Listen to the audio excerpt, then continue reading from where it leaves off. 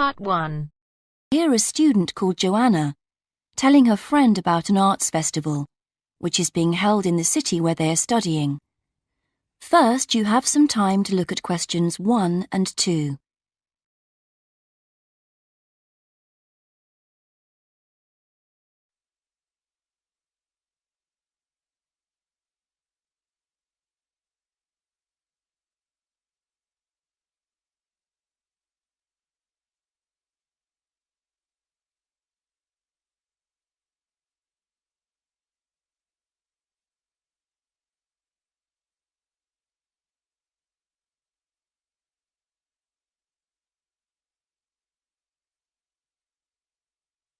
Now we shall begin.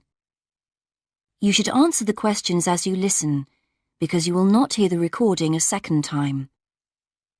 Listen carefully and answer questions 1 and 2. Hi, Joanna. Where have you been? Hi, Dave. I had to go into college to return a DVD I'd borrowed from the library. Oh, right. But while I was there, I got some information about the City Arts Festival that starts next week. Oh, yeah? I saw a poster advertising it somewhere. Yeah, and I picked up this leaflet from the library. It gives you the website address. So as I was there, I logged on to get more information. Actually, although they've got the full programme of events fixed now, you can't book online, which seems strange. There's a number to phone, though. And are there student discounts? I guess so, but I didn't notice. Anyway, there are 3 things I'd like to see. An Italian film, a rock concert, and an art exhibition. Oh, The exhibition's free, and you don't need to book, so I'll definitely go to that. But I'm going to get tickets for the film in case they sell out. good idea. You can always buy concert tickets at the door because that's in a really big hall. Right. Before you listen to the rest of the conversation, you have some time to read questions 3 to 10.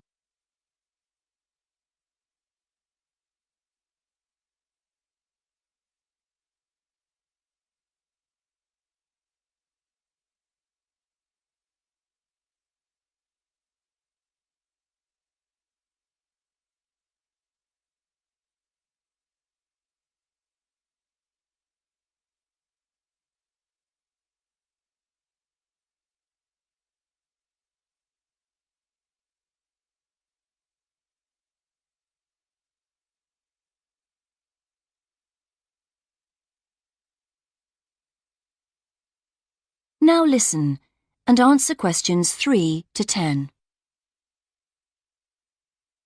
So, when does the festival actually start? Well, it's usually held the first week of October, but it's earlier this year for some reason. The opening night is September the 20th, and events go on till the end of the month. And have you got that phone number? Yeah, it's here. Look, it's 0967 990 776. OK, I'll write it down. 0967 990 776. Thanks. I thought the local council made a profit from the festival, but it says here that there's a commercial sponsor. It's a local bank. I didn't know that. Neither did I. What other events have they got on? As well as the art exhibitions and stuff that's open every day, there are special events each day. Like on Monday, there's a musical in the City Hall. That's only £3.65 for students. I think I'll give that a miss. I've got football training on Mondays, but I'm free on Wednesday. There's a jazz band on then, and that's only £2.50 for students. Sounds good. Is that in the City Hall too? We could go. Well, I'm busy actually, but it's at the sports centre if you're interested. Oh, right. Thursday's the cheapest event, Only £1.25 for students, and it's on in the library. Can you guess what it is? Probably the college choir. Actually, no. They've not been asked, apparently. Oh. No, it's a poetry evening. Isn't there any modern dance on anywhere? On Friday. That's at the college. It's quite expensive, though. £15 for adults and £12.75 for students. Oh, yes, that is a lot. If I'm going to spend that much, I'd prefer to go out on Saturday. Yeah, me too. But on Saturday night, there isn't live music or a party or anything. Just the fireworks in the city park. And that's only £1.50. Yeah, that'd be good.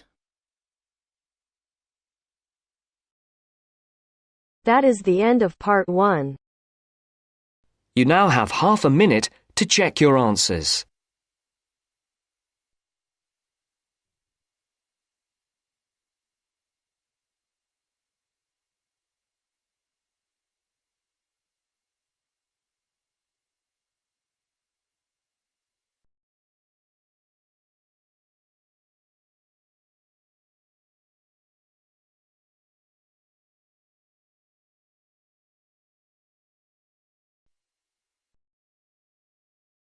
Now turns to part 2. Part 2. You will hear a talk by a tour guide. First, you will have some time to look at questions 11 to 17.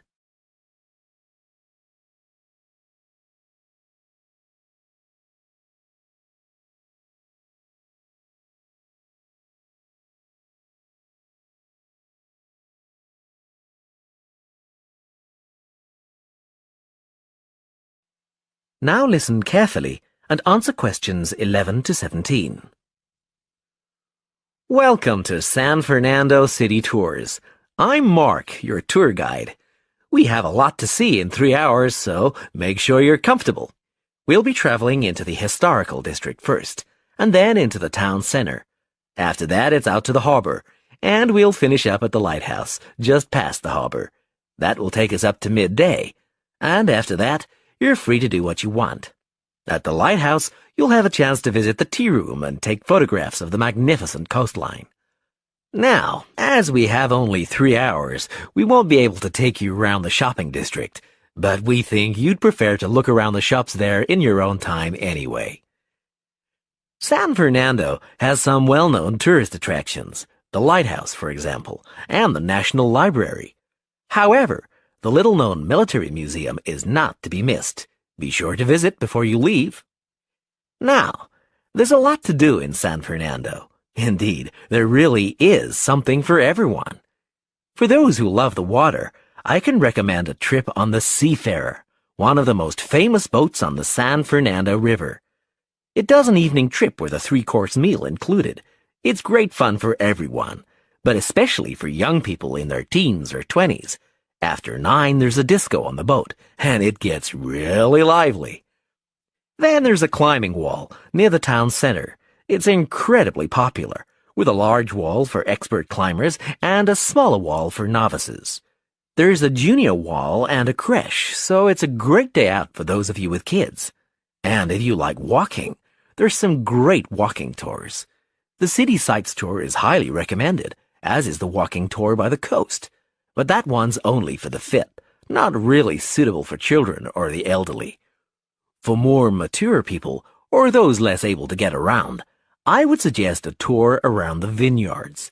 It can be done in the luxury of a coach, and it's a wonderful way to explore the region's wines. Before you hear the rest of the talk, you have some time to look at questions 18 to 20.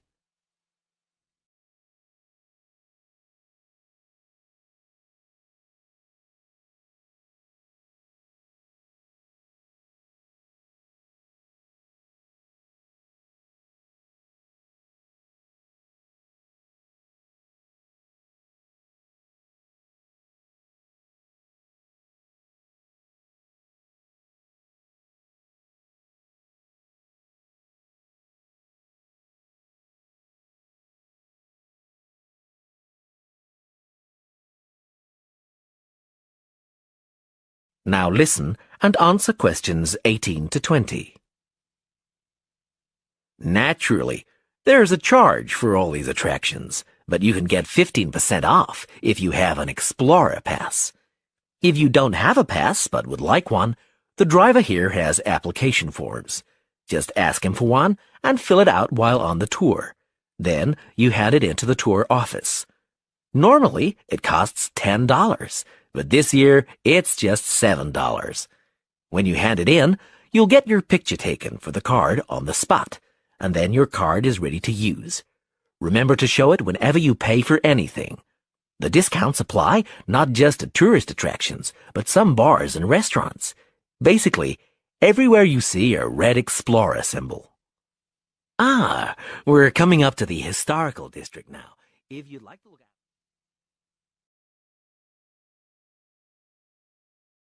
That is the end of part 2. You now have half a minute to check your answers. You now have half a minute to check your answers.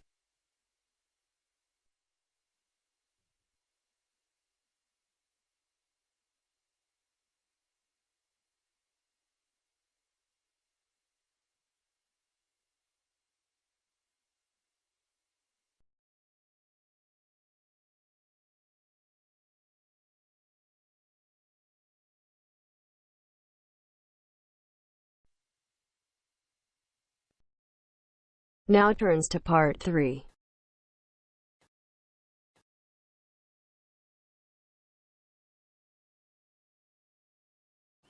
You will hear two students called Jimmy and Kathy talking to their tutor about the current research paper. First, you have some time to look at questions 21 to 25.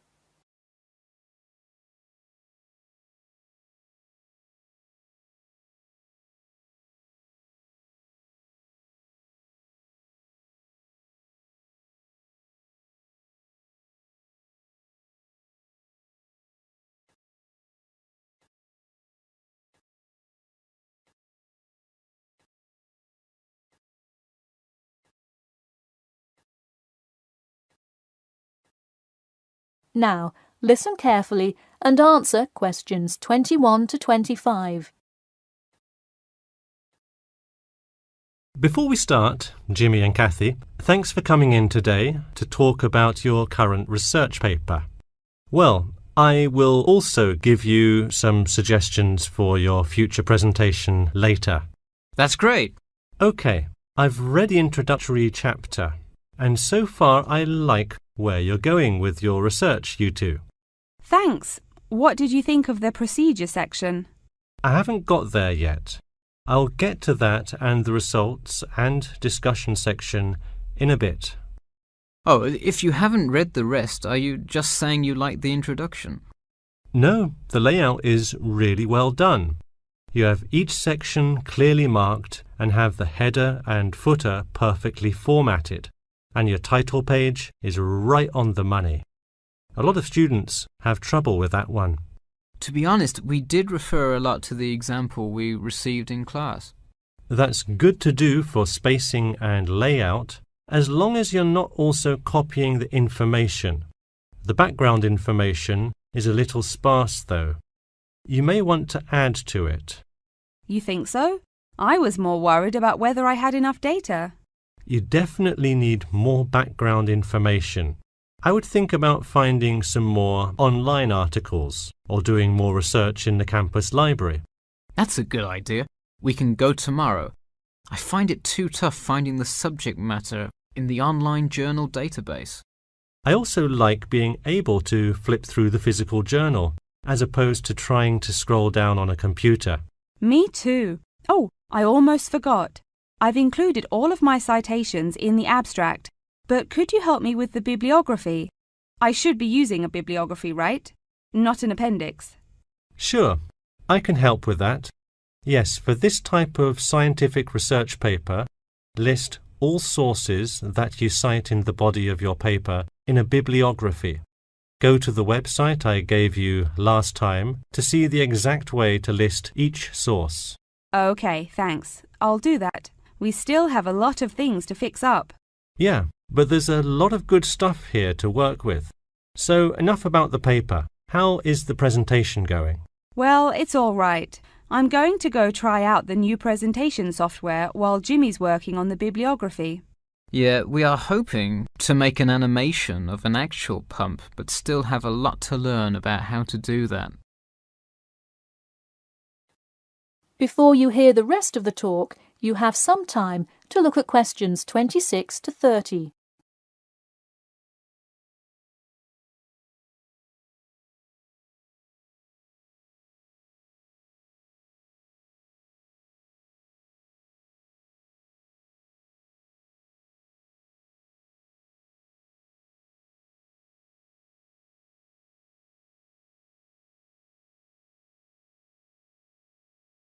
Now, listen carefully and answer questions 26 to 30. Who would have thought before we started this project that we would be able to recreate the motion of a pump? This stuff is just so interesting. So glad to hear it. Yeah, I am glad I took engineering this semester. I would definitely like to keep up with it. You know, there's an organisation called the Machine Engineer Society. You should look into joining it. You'd need to score well in your engineering class to qualify, but I think you can do it. Interesting. I will definitely check it out. I would really like to get in contact with some professionals in the engineering field to find out more. I don't really know anyone in the field now, though. I think if you keep meeting people in your classes and professors, you'll be able to get in contact with some really helpful people. Well said, Jimmy. If engineering pumps is something you both are specifically interested in, make sure you stay up to date on new developments. In fact, you could visit the local water treatment facility periodically to see what new developments are going on. That may be a good way to get some practical experience. Well, I don't think they would let you handle any equipment by just visiting the facility. If you really want to get your hands dirty, so to speak, I would recommend instead seeking a summer internship. Wow, you have so many helpful suggestions for getting a leg up. Now, if only you could tell me how to get my work published. Wouldn't that be nice? Well, honestly, all you really need to do is, once you have a dissertation, present it. Present it often and to many audiences, and once you get feedback, adjust it. You'll get published one day. Wow, this meeting has been truly inspiring. Thanks for your help. That is the end of part 3. You now have half a minute to check your answers.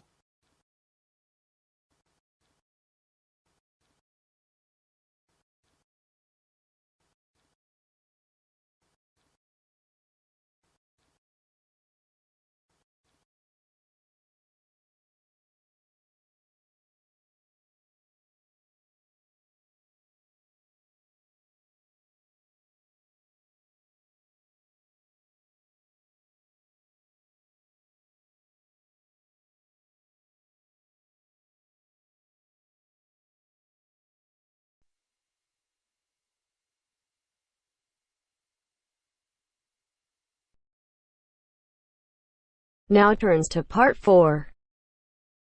Part 4. You will hear a media studies tutor giving a lecture about news sources. You now have 30 seconds to read questions 31 to 35.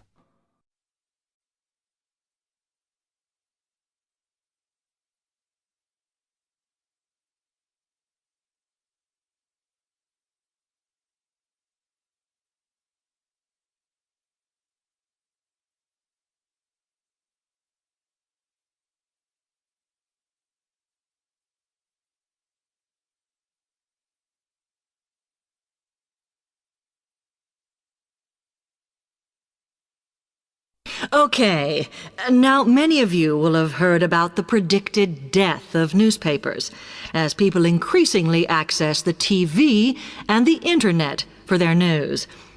Today, I want to look at the USA, which has very advanced news sources, to see if this is actually true. In the USA, the main news sources without doubt are TV, the Internet, and the press. That is, traditional newspapers. And although they are each surviving and growing, they are also changing. Obviously, TV news has been around for a while, and the early evening bulletins when people get in from work are very popular. I suppose we traditionally think of the morning newspaper arriving on our doorstep with the daily news. Interestingly, this is not borne out by the statistics, which show that readership in the U.S. is much higher when people have time to relax, when they're not working, especially on Sundays. The Internet is also a popular weekend activity, but shows no variation with weekday access. So people are using the different sources in different ways. Interestingly, local radio has been hit less by the grip of quite strong local newspapers than by the Internet, which is seen to offer a better regional service. But just because the Internet is seen as the new force in news media does not mean it is dominant. Television has, of course, been global for a while. But now technological changes, which have fueled the rise of online news, have also allowed newspapers to print and distribute editions across the world. In fact, Internet news, which is seen as the big competitor for traditional markets, does not offer that much variety. Often, the sources are the online versions of the newspapers, whereas television, in order to offer something different, has had to come up with a much more mixed bag of reporting, from hard news to light reports on celebrity events. Another issue is reliability. The Internet is virtually unregulated, so anything can be reported there, whether true or not. Journalists on newspapers have fought a long, hard battle to fight intervention and to retain the freedom of the press. Television, however, is seen as critical to political power and has become subject to harsh controls about what it can or cannot say. You now have 30 seconds to read questions 36 to 40.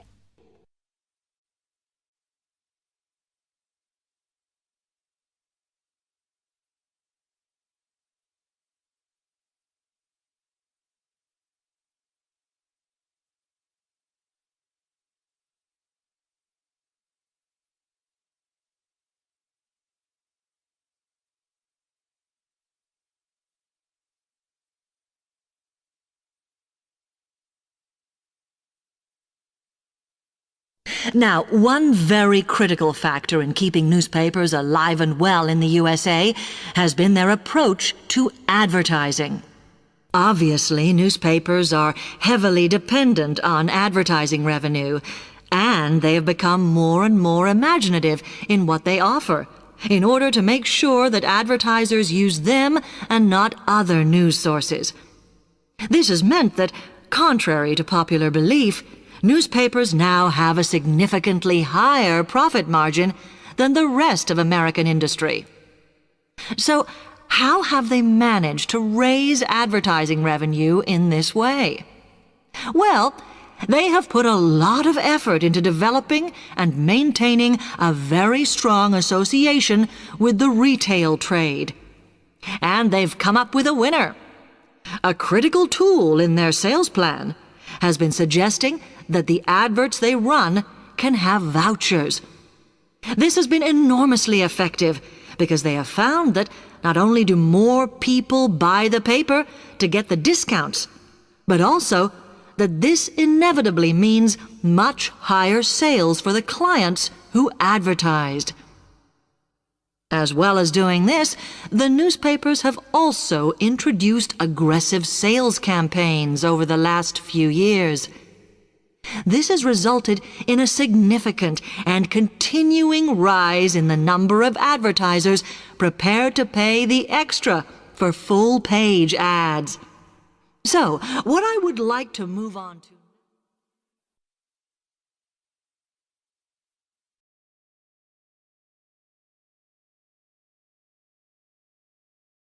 That is the end of part 4. You now have half a minute to check your answers.